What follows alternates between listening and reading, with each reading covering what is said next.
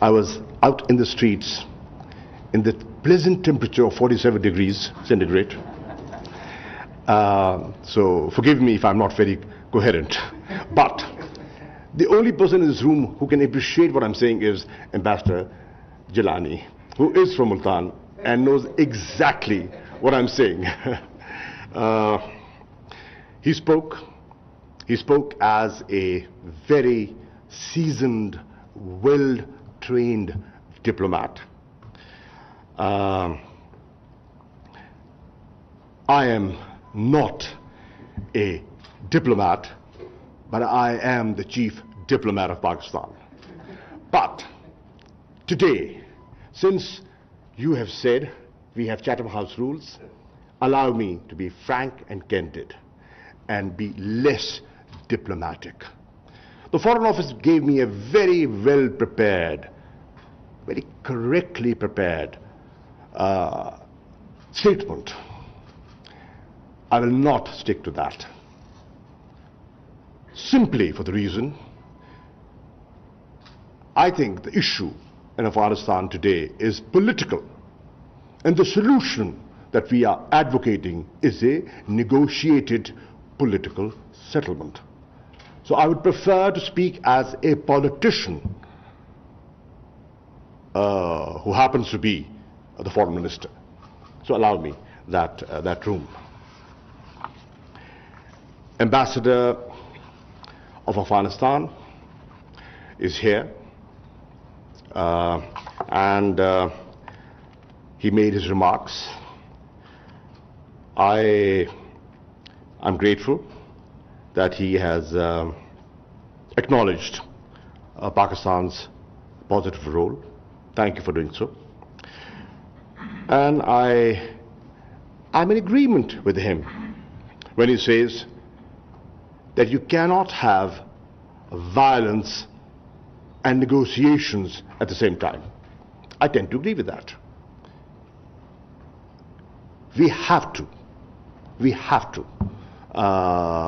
And Pakistan has been advocating reduction in violence leading to ceasefire.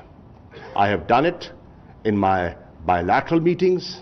I have done it with the interactions that I've had with media and with other diplomats all over, because I actually believe in this. The ambassador mentioned the recently convened ulama meeting in Pakistan and Saudi Arabia. Ulama of Afghanistan and Pakistan participated in that, and there was a declaration. And the declaration supported negotiations and condemned violence. And they did the right thing. They did the right thing. And this is what I expect from any enlightened alim, who has an eye on the situation in the region. I am glad that the ambassador of Afghanistan has acknowledged the usefulness of this mechanism called APAPS that we negotiated for months, and today we have this mechanism in place through which we can discuss any and every issue that Pakistan and Afghanistan jointly face. So that reinforces my point that I have been making repeatedly, that public statements that vitiate the climate are against the spirit of APAPS. And allow me, ladies and gentlemen, to share with you that the recent statement of the National Security Advisor of Afghanistan disappointed me. And I'm putting it mildly, disappointed me. And I will not dwell on that any further. Christian Turner, our High Commissioner, has very rightly said that this is a pivotal moment. Cannot disagree with you, sir. Cannot. Thank you for acknowledging Pakistan's constructive and positive role in the peace process. And I want to share with you, ladies and gentlemen, I was in New York for a different reason, and I had an opportunity of interacting with a number of congressmen over there. And I believe there's an Afghan delegation that'll be visiting Washington perhaps third week of June. What encouraged me when I was in Washington and I interacted with congressmen and senators, I saw a very positive change in their approach. And let me quote Senator Lindsey Graham, who said, and I'm quoting him, that today in the United States we are looking at Pakistan not as part of the problem, we are looking at Pakistan as part of the solution. Ladies and gentlemen, that is a paradigm shift in approach. And I, as the Foreign Minister of Pakistan, appreciate that. Ambassador High Commissioner mentioned the role of women in Afghanistan. And I think that's a very important role that women in Afghanistan are playing, can play, and should play. Why do I say that? I say that when I look at Pakistani women playing their role in Pakistan's politics, in Pakistan's parliament, in the civil service of Pakistan, and we are proud of them. We have produced some outstanding civil servants, judges, doctors, engineers, women. And today, when I go to Parliament and I see our women parliamentarians participating in legislative work, the other day I was leading a delegation of Pakistani parliamentarians engaging with the European parliamentarians, and the contribution made by women parliamentarians, I was proud of. I was proud of. So, having said that, we cannot in Pakistan overlook the important role of women in Pakistan. And if I do not want to overlook the role of women in Pakistan, how can I be supportive of a role of women in Afghanistan? They cannot be. 20 years is a long time. And reforms have taken place. Let's acknowledge the Afghanistan of today is not Afghanistan that was 20 years ago.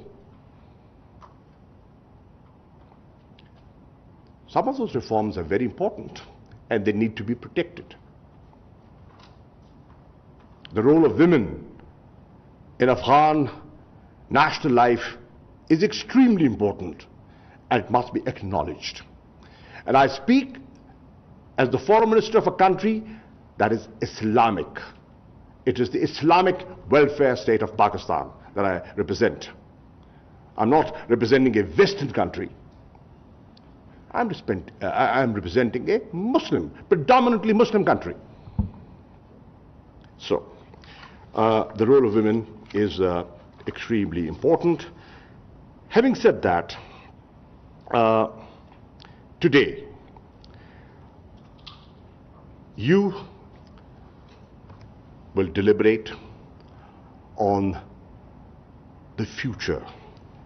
Stepping into the future is the theme.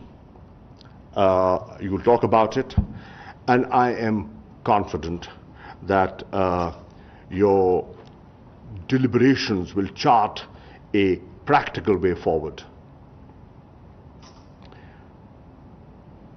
As we deliberate the evolving Afghan situation,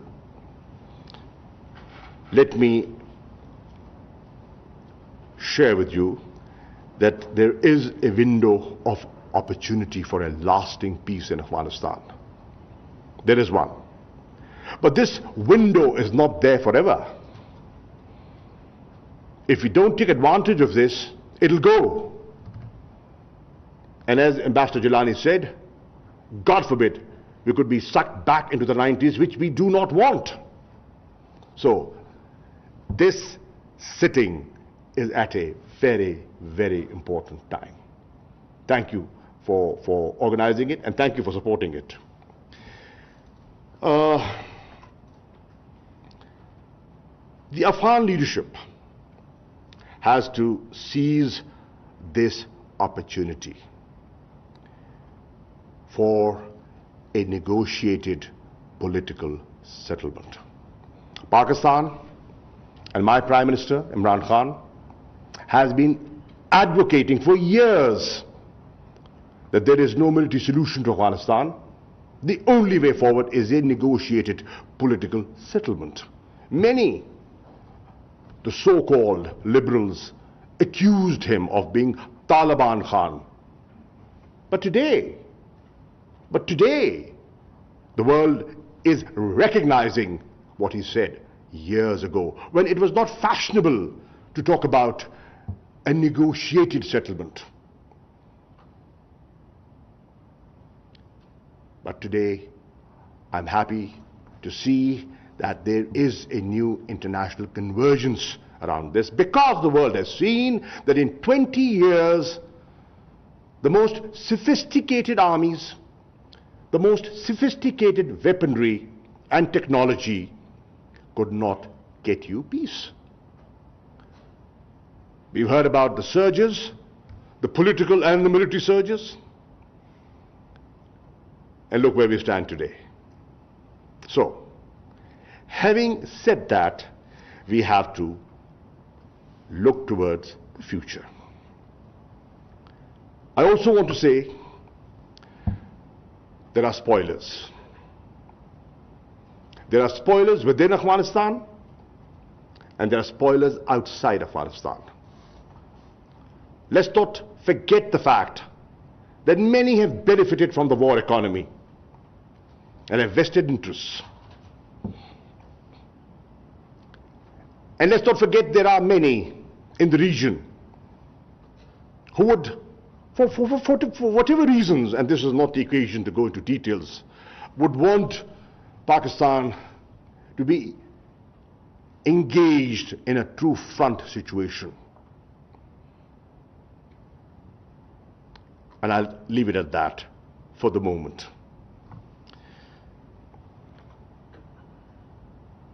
Blame game is very easy. You can start it, and we can respond to your blame game with the same force. Will it help? It will not. I, in Pakistan, am a strong advocate that will take us nowhere. I hope there is realization on the other side. And let me also acknowledge the fact that when I interact with Foreign Minister Hanif Atmar, I find him to be a very, very reasonable, educated, sophisticated man. It's a pleasure meeting him and talking to him. And let me also state it frankly and clearly, that when I read about some of the statements being made by the first Vice President and the National Security Advisor, I am concerned. So that's the balance within Afghanistan. The pendulum swings from that side to that side. So let's today sit and choose. What do we want? We've been in this blame game for decades. We can continue playing that game in the foreseeable future. But how will that help Afghanistan? How will that help Pakistan? And how will that help this region? Let's deliberate upon it. And if it does, let's continue to do it. And if it doesn't, we should stop it. And now's the time to stop it. So, in my view, have many impediments. One of the biggest impediment that I see is lack of trust. Lack of trust within Afghanistan, people sitting across the table negotiating. They don't trust each other. And at times, let me accept the fact that there's a trust deficit between Pakistan and Afghanistan. Why do I say that? I say that in the last 3 years, as Foreign Minister of Pakistan, I've been traveling to Kabul, and I've met the leadership over there. Met President Ashraf Ghani, the Foreign Minister, and the rest. I recall clearly traveling with Prime Minister Imran Khan to Kabul in a small group. Prime Minister of Pakistan was there, I was there, Foreign Secretary was there, DG ISI was there. From our side, President Ashraf Ghani was there, First Vice President was there, Amrullah Saleh sir? Ji? He was there. He was there. National Security Advisor was there. And I think if I recall correctly, the head of NDS, perhaps was there. What were we doing there? What was the message that we carried? Please, forget the past and look at the future. Stop living in the past. We are here to build bridges, not sow seeds of sort of dissent or sort of fan acrimony. No. Trust us when we say that a peaceful, stable Afghanistan is in Pakistan's interest. Trust us. We are doing you no favor. It is in my enlightened interest to have a peaceful, stable Afghanistan, because I benefit from a peaceful, stable, prosperous, sovereign, independent Afghanistan, democratic Afghanistan. I stand to gain. The regional connectivity that Ambassador Jilani was talking about, the peace dividend that can accrue out of a stable, peaceful Afghanistan. You know, the Tapi pipeline, the Casa 1000, and the rest that follows. Pakistanis and Pakistan benefits from that. And if I can see that in such obvious terms, then why would I undermine or allow forces in Afghanistan to undermine the peace process? It is not logical. It is not logical. That is what we need to understand.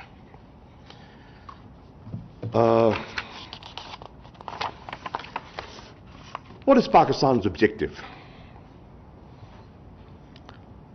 We want peace in Afghanistan, and we want reconciliation.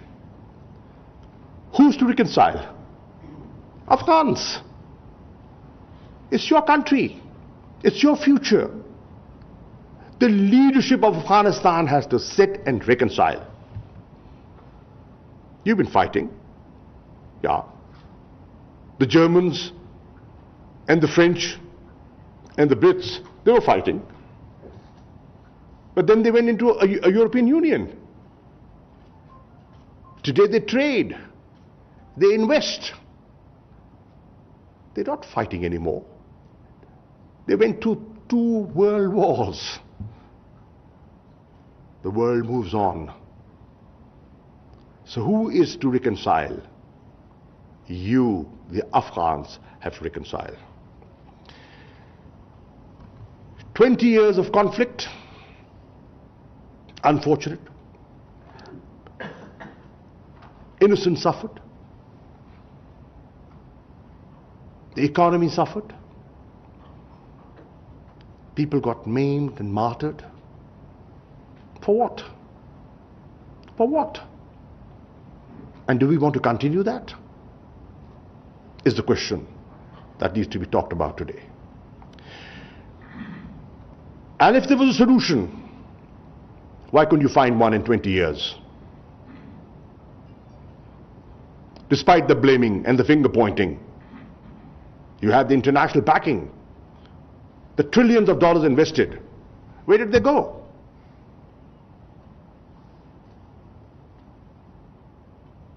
That is what we need to sit and ponder over. Even when today a decision has been taken of withdrawal. The United States has taken a decision that they will withdraw by September 2021. In my assessment, it will take place earlier. Perhaps, and correct me, Ambassador Sadiq is here, he was more knowledgeable than I am, perhaps 50% have already withdrawn. And the process might be completed much earlier than September. But the fact of the matter is, when United States and the coalition forces were present in Afghanistan, fully in place, with their bases and everything, 40 to 45%, I mean, we can disagree with the percentage, of an area was being controlled by the Taliban. That's a fact. And if you do not accept that fact, then we're not calling a spade a spade.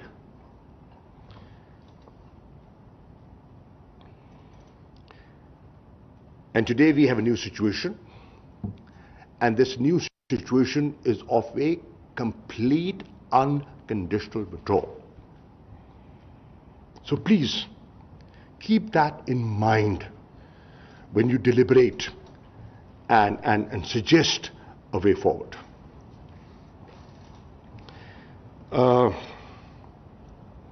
In my view, and the ambassador of Afghanistan has acknowledged that the peace agreement, the US-Taliban peace agreement in Doha, was a step forward. The positive role played by Pakistan in bringing them to the negotiating table must be acknowledged. Must be acknowledged.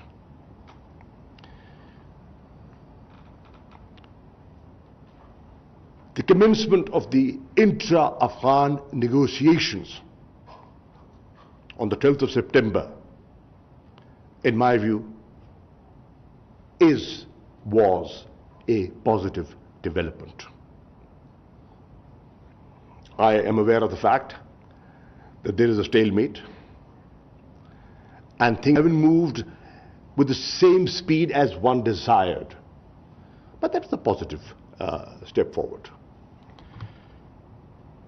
The agreement on rules and procedures was a step forward and a positive one. Now these are the positives. Are there concerns? Yes, there are. What are the concerns? Increase in violence is a concern. Afghans are concerned, so am I. Being your neighbor, I'm concerned.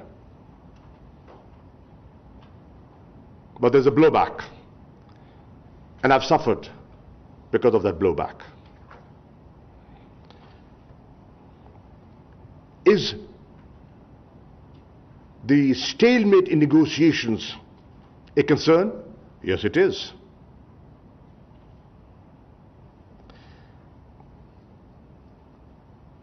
Fear of reforms, social and political reforms in Afghanistan, is it a concern? Yes, it is, for many. for some of you sitting here. It's a concern, and we have to acknowledge that.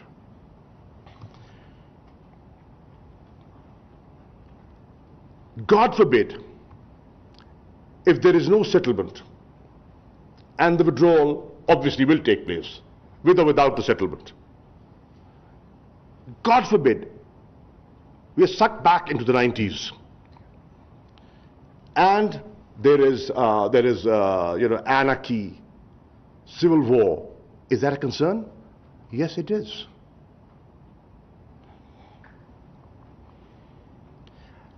A fresh influx of refugees, is that a concern? Yes, it is. My country has been supporting close to 3 billion Afghans for decades. We've done our best. We've been as hospitable as we could with limited resources. The international community forgot about them. The international community has been very generous. I mean, I will not overlook that, in providing assistance to Afghanistan, but the assistance required by me, by Pakistan, for the refugees. Let's discuss the numbers. And if there's an additionality, is that a concern? Yes, it is.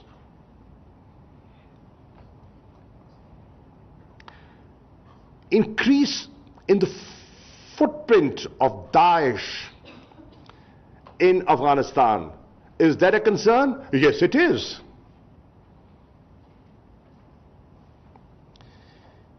And if things, God forbid, go wrong, and that creates space for international terrorist organizations within Afghanistan, is that a concern?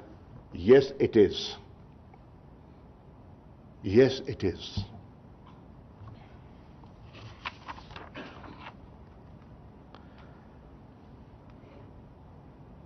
Pakistan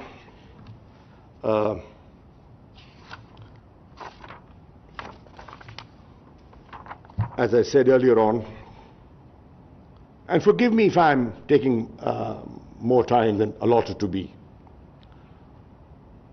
Am I okay with time? Okay, thank you. Because I want to be very candid and frank. Because if you're not frank today, and if you're not honest with each other today, we will be in trouble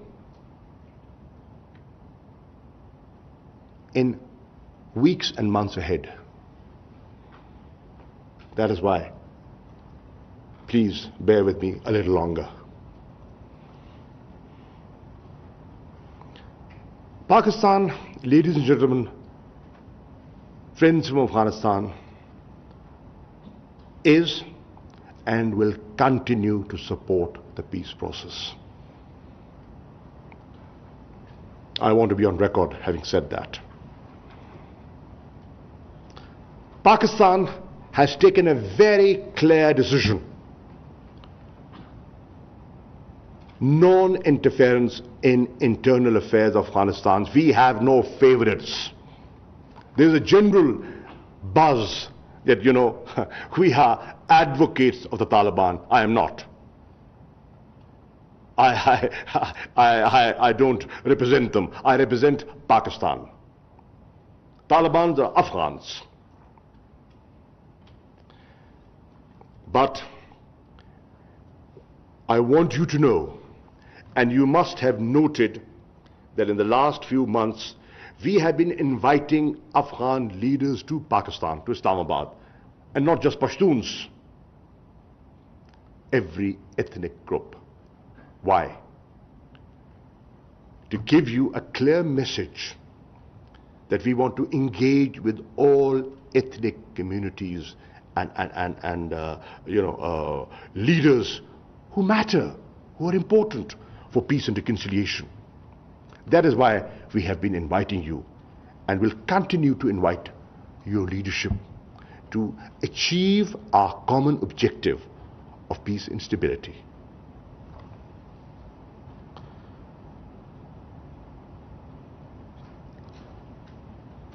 the concept of strategic depth that at times I hear people talk about is outdated. It's outdated. Stop living in the past.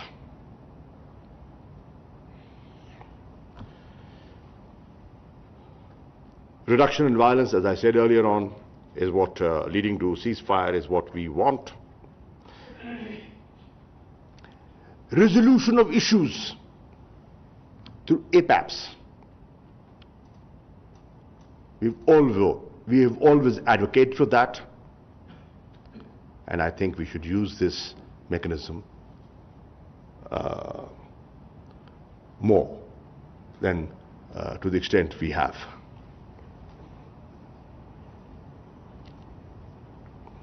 Regional connectivity is what we desire. Our government has shifted its focus from geopolitics to geoeconomics. What does that mean? It means that today we feel that Pakistan requires economic security. And for economic security, we need peace. We need peace in Afghanistan, and frankly, we need peace with our eastern neighbor. So that we have a period of stability.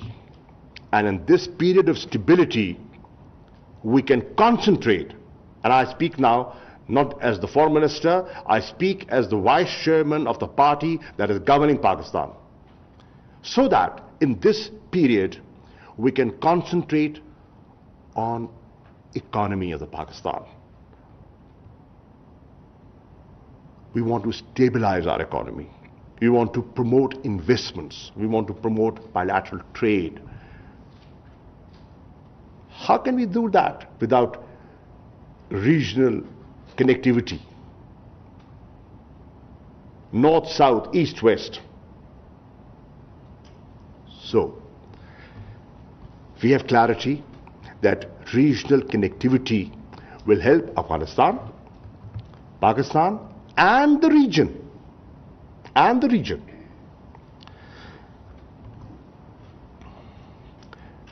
It's your country. You will sit and decide what kind of future you want, what kind of constitution you want. Your decisions. What we are saying is, whatever the outcomes of your negotiations, we will respect them. What else do you want from us? We will respect them.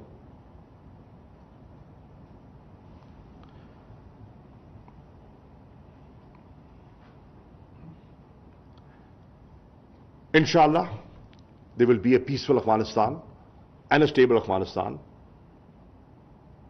And inshallah, when you achieve that, as your neighbors and friends, and we want to be friends with you, we want to help you rebuild and reconstruct. And we have a role to play there. And we can play a role.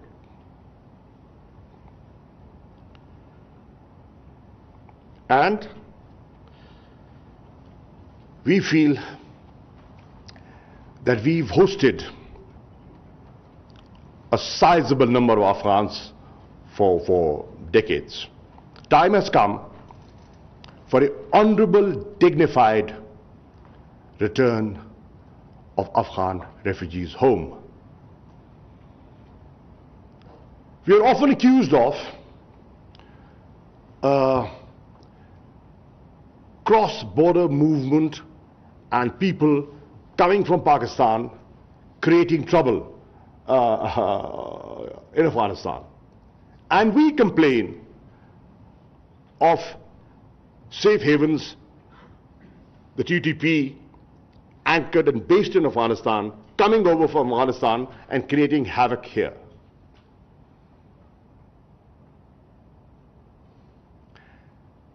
May I suggest hold me and my country accountable, because we're doing everything possible for a better border management. We are fencing the border. We have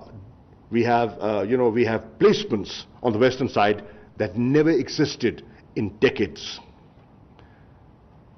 Hold me accountable when all my Afghan brothers and sisters have honorably returned home. And then, if there are movements and there's trouble, we will shoulder responsibility. When you have thousands of people, and for decades, this porous border, in and out, and I don't even want to go into the history of the Soviet era and the international machinations that went along. So then can we be held accountable and more responsible for doing our bit, and we will.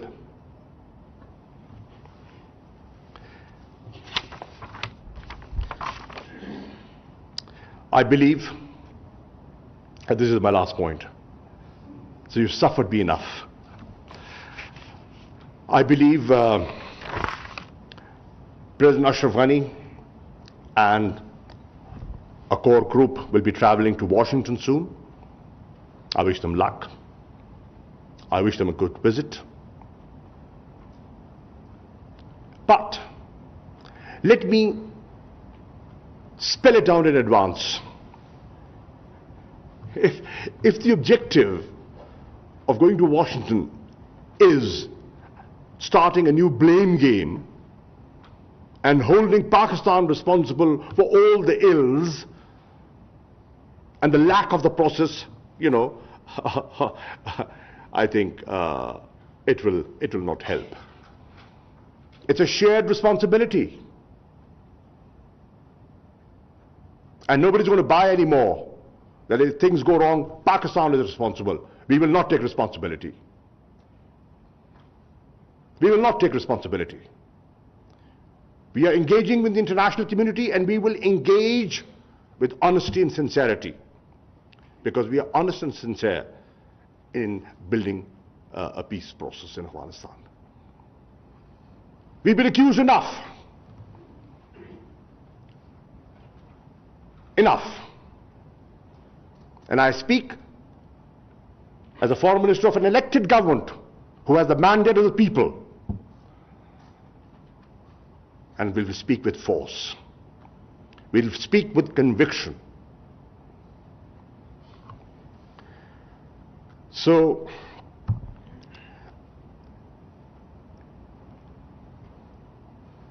my message is that you have. What is the debate going on?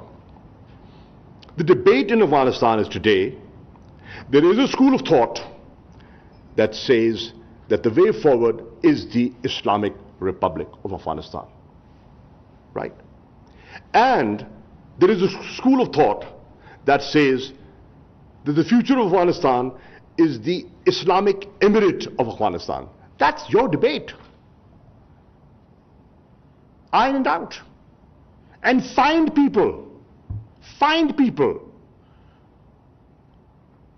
who can find a way forward. Afghanistan today needs leadership. I mean, it's not for me to speak for you, but I mean, as someone who's concerned, I want to say this. Afghanistan needs leadership that can negotiate a successful outcome, that can transit this country into peace, and is not worried about perpetuation, hanging on to power. Hanging on to power. Individuals are important. Nations are even more important.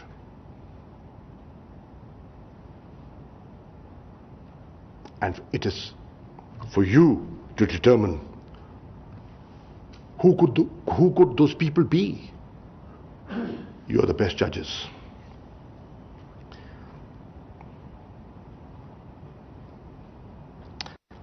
Pakistan wants to partner with you, with the region, and the United States to counter terrorism. Because we've suffered. We've paid a price. We've lost lives. Our soldiers have been martyred. Innocent Pakistanis, our mosques, Imam Bargahs, our bus stations have been bombed, suicide bombings. We faced that. Our economy has suffered. So, we are willing to be partners.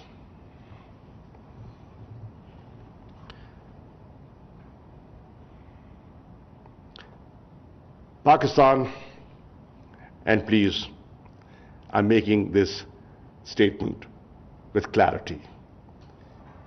I, as the elected representative of Pakistan, I do not want to see Talibanization of Pakistan. How can I be more clear than that? How can I be more clear than that?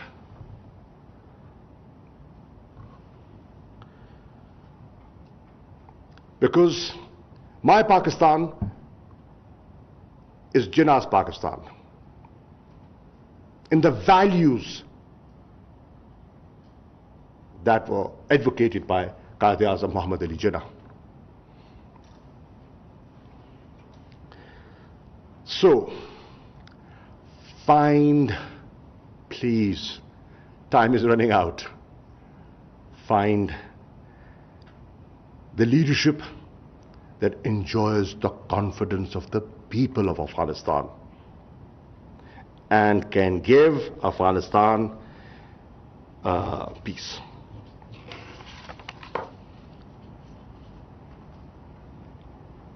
Regional powers will matter.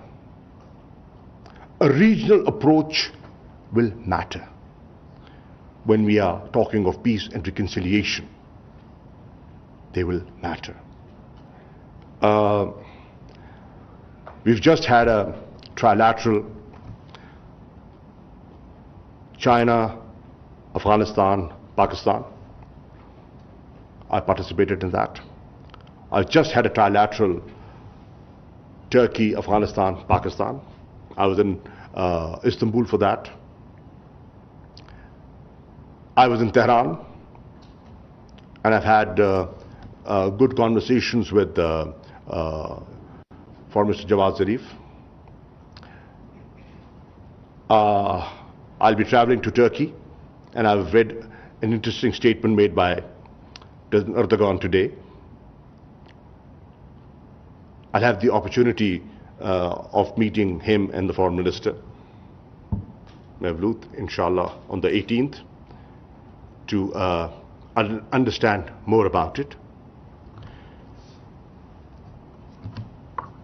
But please, show flexibility. The leadership of Afghanistan, if you stick to your position, and if the Taliban stick to their position, where are we going? Where are you going? Where is the region going? Nowhere. And the theme is stepping into the future. Can we step into the future without being flexible? If we are obstinate and if we do not see beyond our nose, can we step into the future? Is for you and me to deliberate. Thank you.